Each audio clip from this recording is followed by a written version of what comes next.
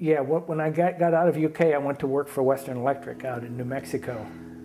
I was actually trying to avoid being drafted, but that didn't work too well. So 2 years later, I was drafted and sent to Aberdeen, Maryland to work at the Human Engineering Laboratory. I was an enlisted GI and worked there for about 18 months, and I got an early out.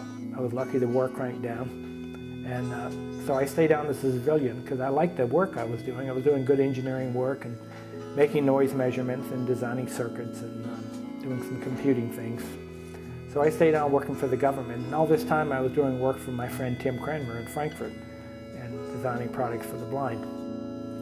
So I worked for the government for, like I said, 18 months, and then as a civilian I worked for another 4 years. And during that 4 years, computers became less expensive, and there became mini computers. I don't know if you remember those, but they were very expensive still, $100,000, $50,000.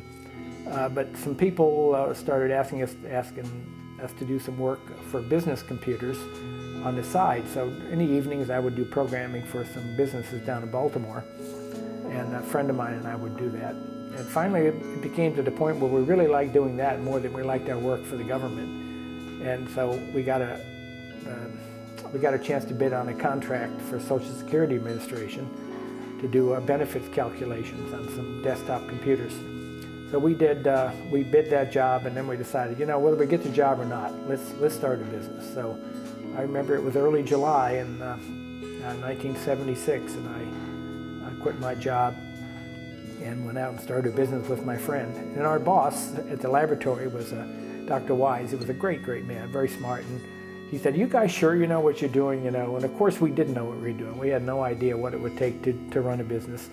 But we were pretty smart guys, and we figured we could figure it out. And we did.